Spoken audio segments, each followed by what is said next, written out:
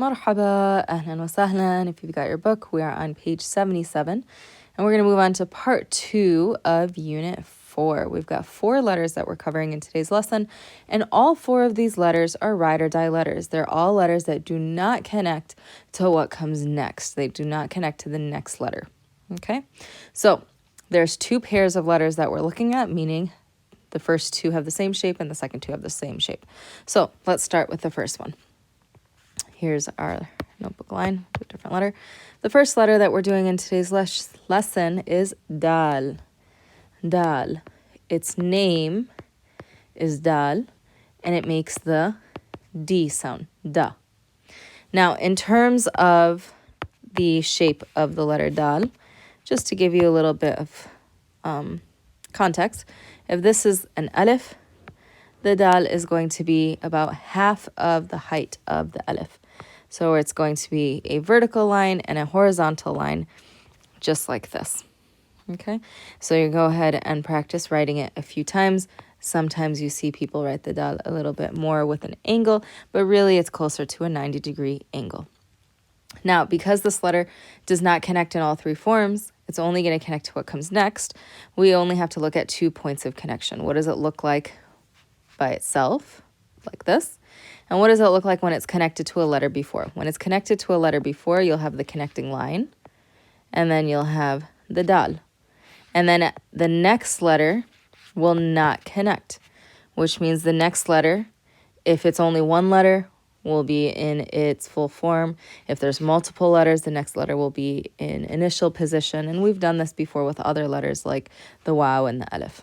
Okay, so let's do a couple of examples of words. Dajaj. Dajaj. All of these or most of these will be vocab words, so you can go ahead, pause it, write the word, and then come back and see how you did. Dajaj. Dal with a fatha, because it's da. It's not da, but it's a short da. Dal does not connect to the next letter. So the next letter, ja, da, ja, that letter is going to be in initial position because there's multiple letters. Ja, alif, j, dajaj, dajaj. Vocab word, chicken, dajaj. Okay, let's do another one. Jadid, jadid. We start with the letter jim, ja, fatha, because short sound. D. So now we connect the letter dal, and the next letter cannot connect. So what position is it going to be in? Jadid. You have an E sound and you have a D sound. The E sound, remember, is the ya. In an initial position, it looks like this. And then we end it off with another dal. Jadid. Jadid. Vocab word. It means new, and this is your first adjective. Now that we have an adjective, we need to learn what is called a noun-adjective phrase. So this is your first sort of grammar lesson here.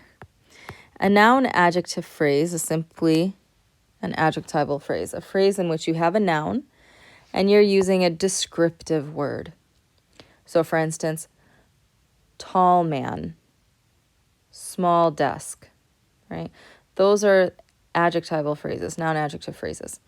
The reason why we call them noun-adjective phrases is because in Arabic, when you have an adjective, the noun comes first and it's followed by the adjective, unlike English.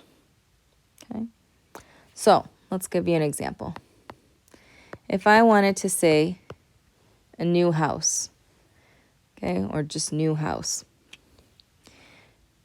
In English, we put the adjective first and then the noun after. In Arabic, we're going to switch it. So we're going to take the word house and we're going to start with that. That's the first word in this phrase. So we're going to say bayt.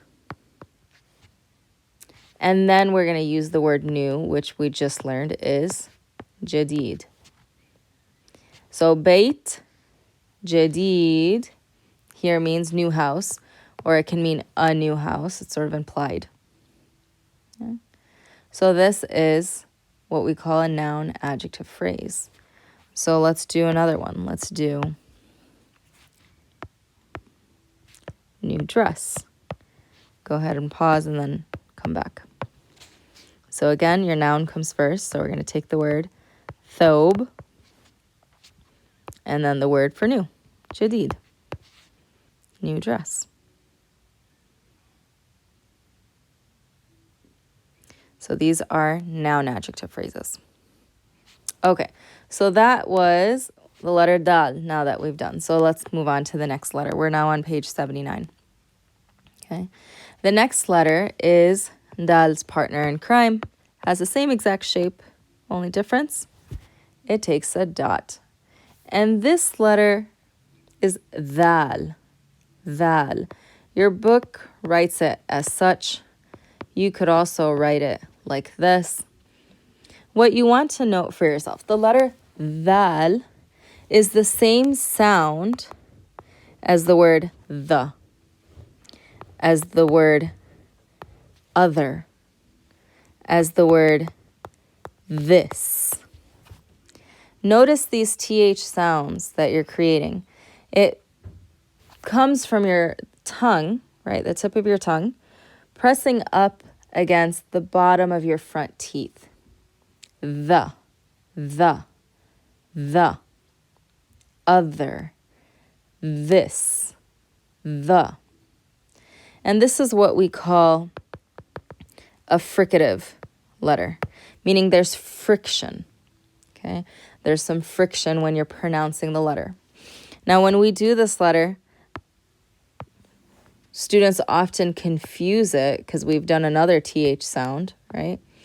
So here's dal. The other TH sound that we've done is tha. The difference between these two is that the letter dal uses friction, whereas the letter tha is airy. Both have the same point of articulation. Both have the tip of your tongue touching the bottom of your front teeth, right? But when you say tha, they're barely touching and the air is coming out from your mouth. So if you put your hand in front of your mouth and you say tha, tha, you should feel some wind, some air that's hitting your fingers. Whereas when you do the letter dal, it's the same position, but now you're pressing the bottom of your top teeth against the tip of the top of the tongue. The. The. So if you want to put some words down, you would put the word the or other or this. And here it sounds more like three or thimble, which are softer sounds. Okay? So these are the difference between these two letters. So one of the things that you want to practice is on page 79, you want to look at the top of the page, listening exercise 6. You can listen to that one. And then drill 6 as well. Okay? And what you'll notice in that is you're just listening to the sounds of it and what's the difference between different words that have those letters. So for instance, if we look at drill 6, number 1 has a word here. And then number 2, so here's 2 words.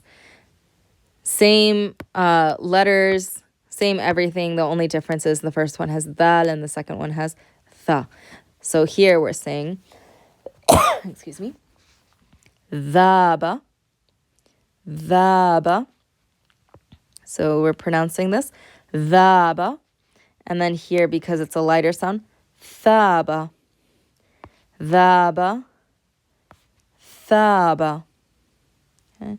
So just listen to those exercises and drills and really try to notice the difference between the two. Okay.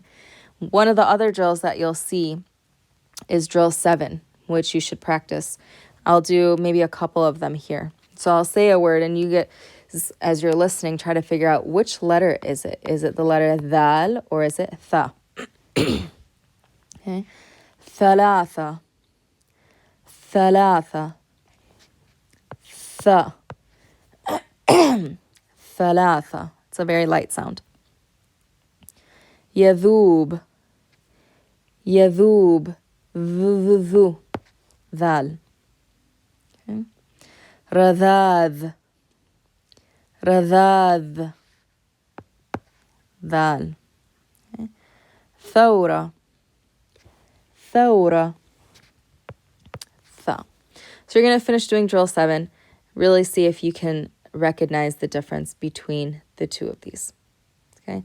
The other thing that I can say is the letter dhal, as you're pushing down on your teeth, your front teeth, as you say dhal, if you just hold that sound for a little bit, you should feel a vibration and a tickle on your upper lip. Okay. So your top lip, the inside of your top lip should feel a vibrating sensation. And that's what happens when you're pushing your tongue up against the bottom of your front teeth. Okay. So let's flip the page. Let's do a couple of words with the letter dhal. Okay. And before we do that, don't forget that you can continue on doing your consonant charts as we did with previous letters. So for instance, you had alif, waw, and ya. These are your long vowels, right? And now you can do the same thing with dal and dhal, right? We can say da, do, di, the, thu, the. And notice the dal and the dhal both will not connect to the next letter. They don't connect to the next letter. Okay? Okay, so let's do a couple of words. Dhubab, dhubab, dhubab. So here we have dhal making a short oo sound. Dhu, not dhu, but short. Dhu. Ba. We have multiple letters, so we're going to put ba initial position. Alif. Dhubab. Dhubab. Which is, flies. Like the little flies that buzz around. Okay? Dhubab. Okay, let's do another one. Khud. Not khu, but khu. Khud. Short. Kha with the dhamma. Dhal. Write it a little bit neater. Khud. Put an exclamation point. Khud means take. Let's say you're offering someone some berries. Khud tut. Take some berries. Take the berries. This right here is the masculine form. It's a command verb, and it's the masculine form. To change it into the feminine form, if you're speaking to someone who's a woman, you'll say khudi, just to add a ya to the end. Khudi. Both of these mean take. This, however, is feminine. Khud or khudi. Khud, khudi. Now let's do some verbs. I'm going to give you a verb for the first time, and we're going to use the same word right here, khud, to take. Okay, to take. And we're going to use that, and we're going to create a verb chart. In this verb chart, we're going to look at how to say he, she, and I. And in verbs, Arabic verbs are conjugated for the person, the subject, right, who is doing the action. A verb is an action. And it's conjugated based on the person, it's conjugated based on the gender, and it's conjugated based on the number, right? How many people are doing this action. So right now we're only focusing on the singular. We're going to do the masculine, the feminine, and I. Okay, so let's look at the verb. The verb is akhadha. Akhadha.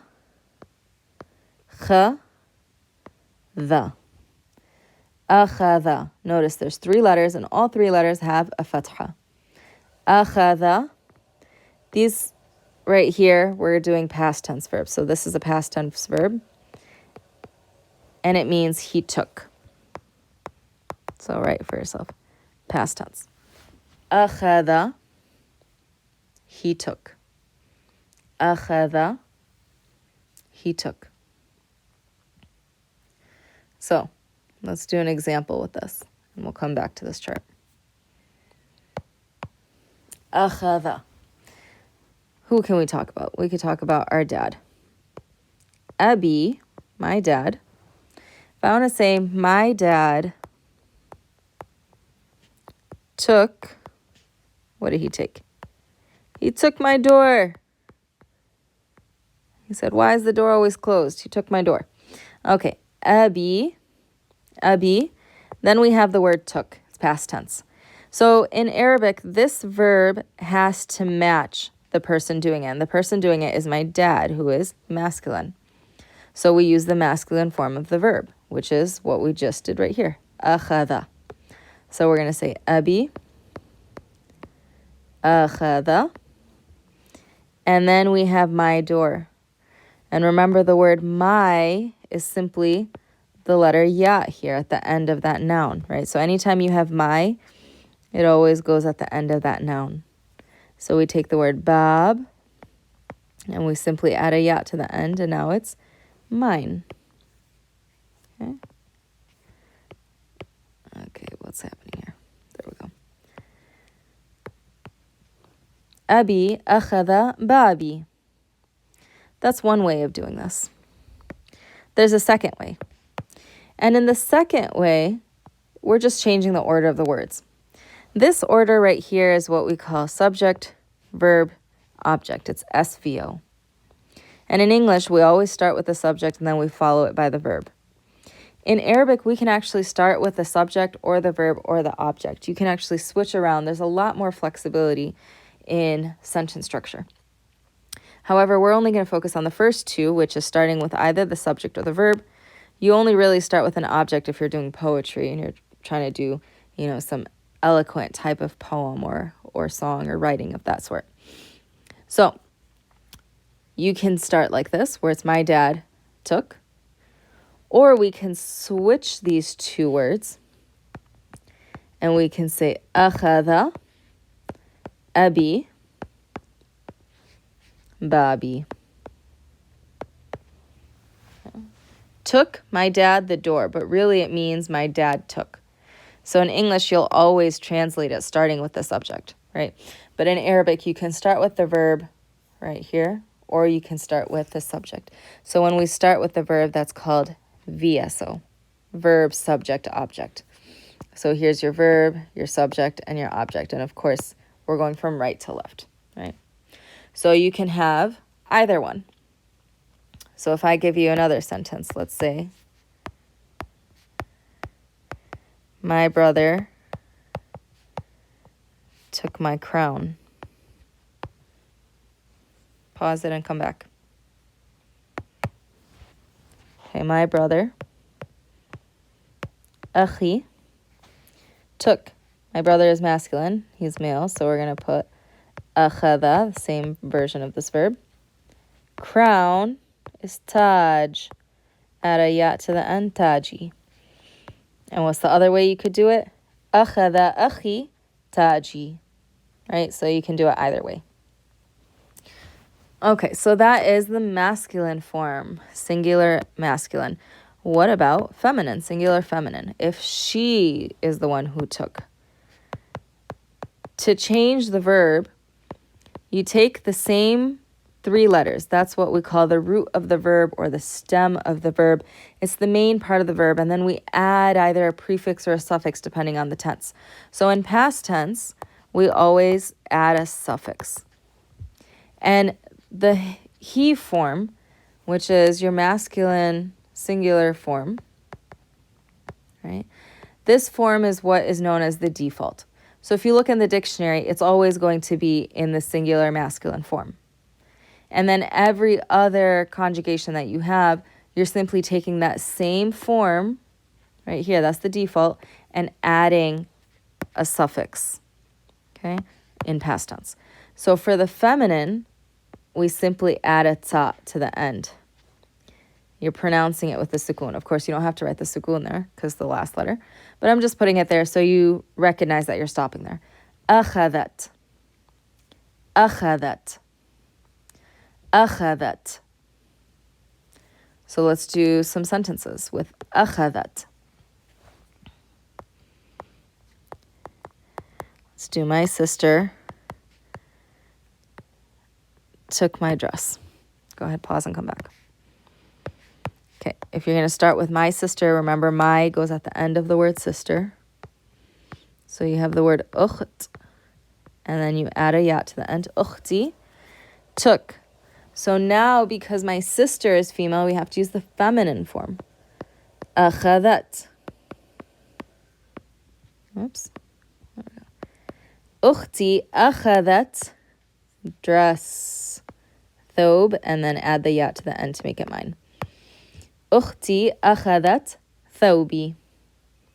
And of course, you could switch the order, and you could start with the verb. أخذت أختي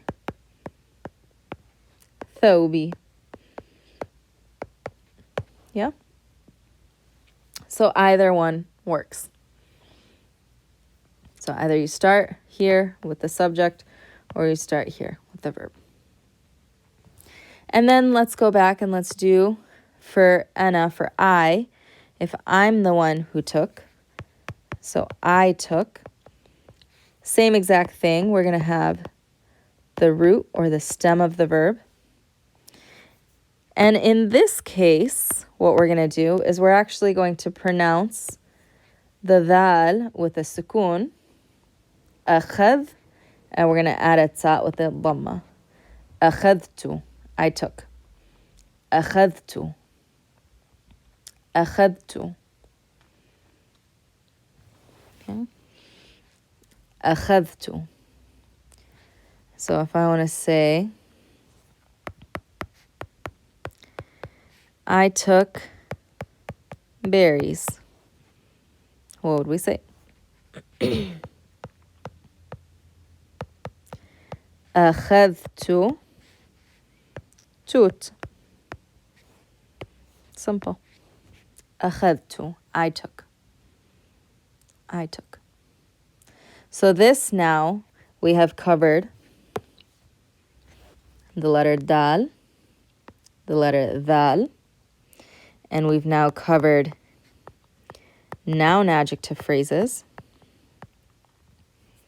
Okay. And we have covered a simple past tense verb. What I would like for you to do is at this point, you can pause the video and look at drill 8 on page 80. And you want to do the drill where you're comparing the letter dal, and tha, and deciding which letter is in that word. Okay, so now that you have done drill 8, you've done the letters dal and dal, we're going to do the next two letters, and we're going to do one more little grammatical structure. Okay, the next two letters are also letters that do not connect to the next letter, and they also have similar shapes. So here's the first one. This is the letter ra. That's its name, and the sound it makes is the ra sound. Ra. Now the Arabic R sound is not like English, right? The English R, ra, like Robert, or, right, doesn't have the same exact sound.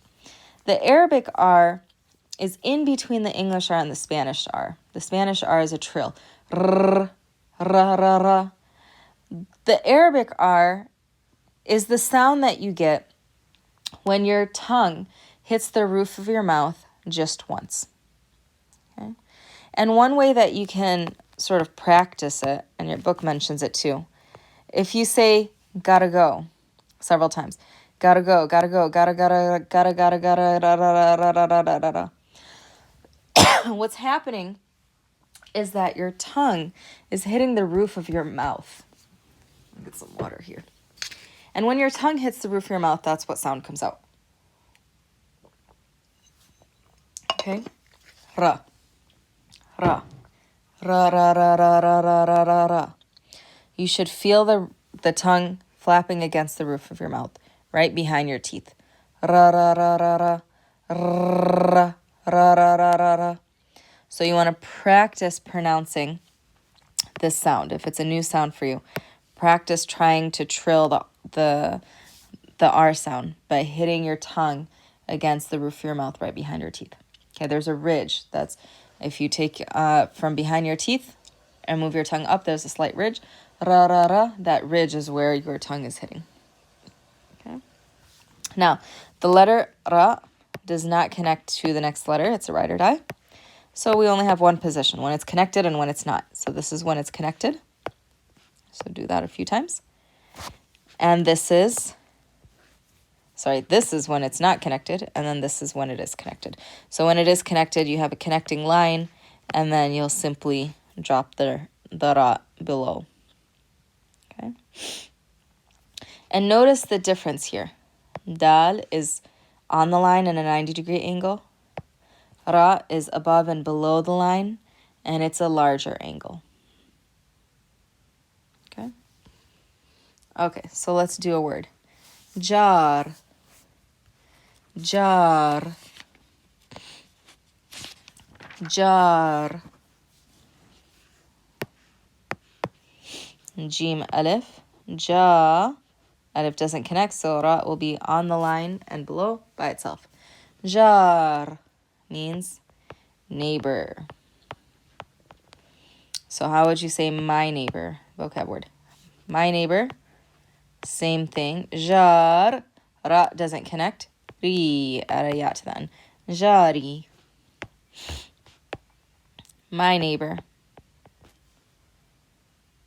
So now let's do a sentence with it. My neighbor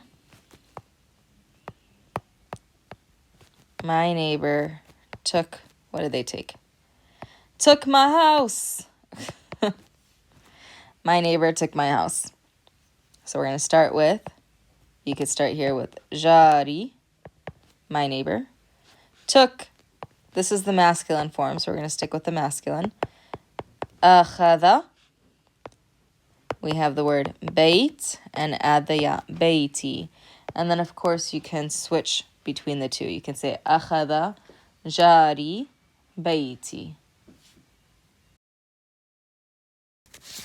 Okay, let's do another vocab word here.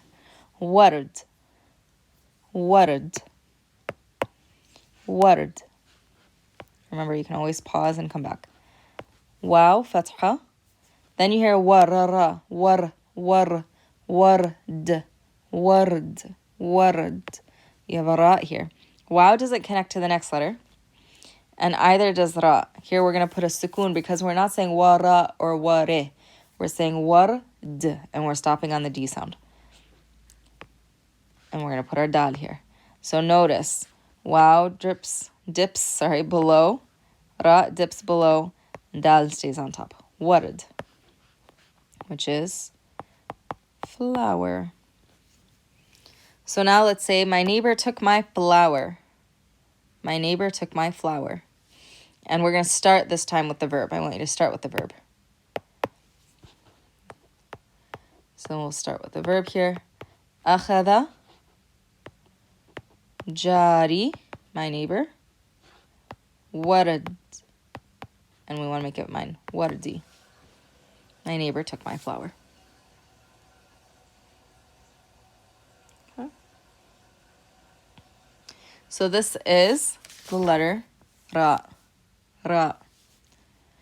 And of course you can do the same thing that we've done with other letters and the consonant chart, right? Ra, ru, ri, ra, ru, ri, ra, ru, ri. Right? So it's not connecting. Notice the difference here between the dal and the ra. Okay, so now let's do the partner in crime of the letter ra. We're on page 83 now. And that here, same exact shape, but we have now a dot. And the name of this letter is Zay. Zay. can spell it with two A's if you want. Zay. And the sound is the Z, the Z sound. Z. So we can do the same thing. Z, oops, Zu, Z, Za, Zu, Z. So let's do a couple of words. Zawj. Zawj. Go ahead, pause, come back. Zawj. Za. Now we have the O sounds, zawj. So we have the letter Z, has a fatha, and it's going to have a waw with the sukoon. Remember, they don't connect. Z is the same as the ra, does not connect. So it only connects to what comes before, does not connect to what comes after. Zawj. So we have the Z and we have the O sound. So that comes from the fatha and the sukoon on a waw. Waw also does not connect, so we don't connect to the last letter. So if this is your notebook line, this is what it should look like. Zawj, which means husband. So how would I say my husband? Zawji, my husband.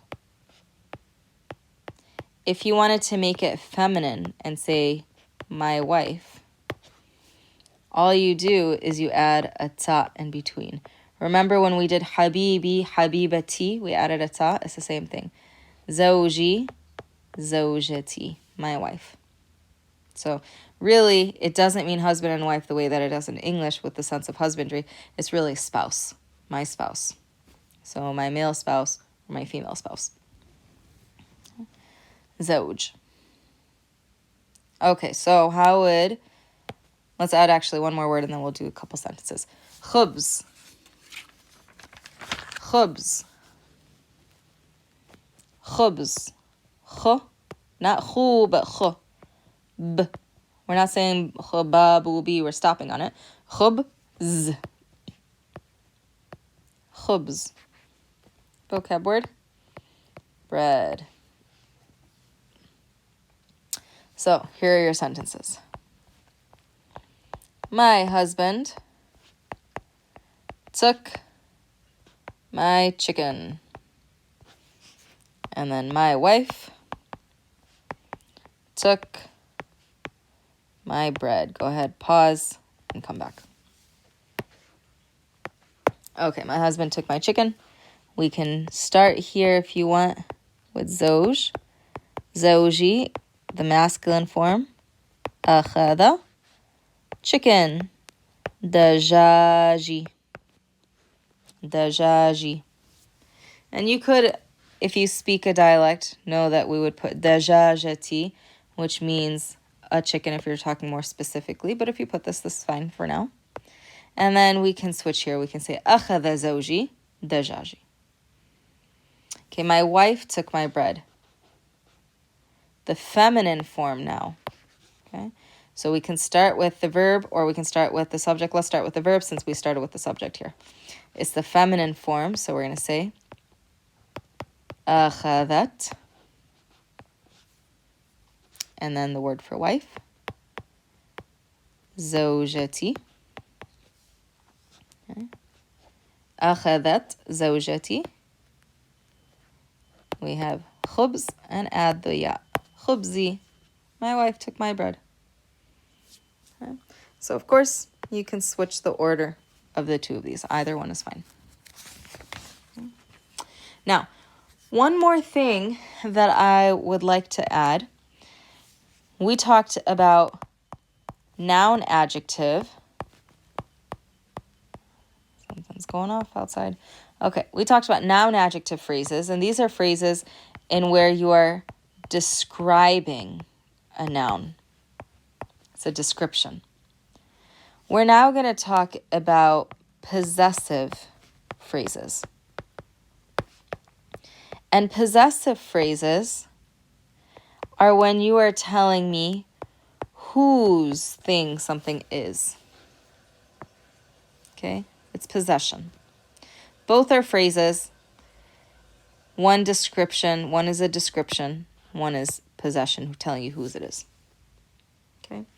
In both cases, the noun always comes first. Okay, the noun is always first. And the way to know this is we already actually know a possessive phrase. Any word that you make mine, what do you add to it? We add a ya to it. So we take the word bab and then we add ya, meaning my. So this would be my door. So if I wanted to say my door, I have to put the word my first. That's the noun. And then I put my second. So the noun is first and whose door it is second. The same thing happens for any type of possessive phrase if you have a different word that you're using. So let's say instead of saying my door, I wanted to say my neighbor's door.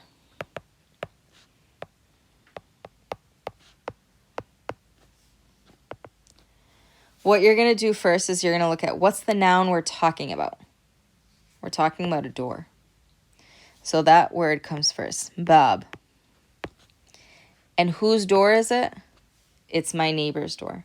That will come second. My neighbor, jari. Bab jari, meaning my neighbor's door. Door, my neighbor's door.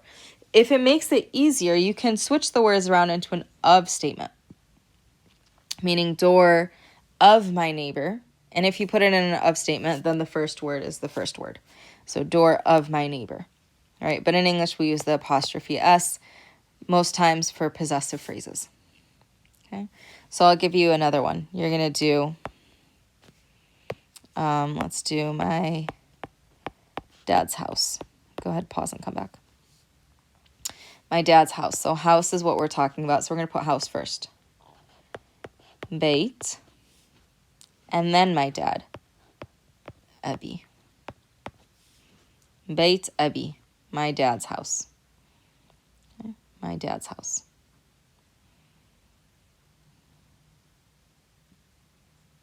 So now what you can do is you can try to create some sentences using the verb that we did, akhadha, to take, and any of these noun adjective phrases or possessive phrases. Okay. So for instance, if I wanted to say I took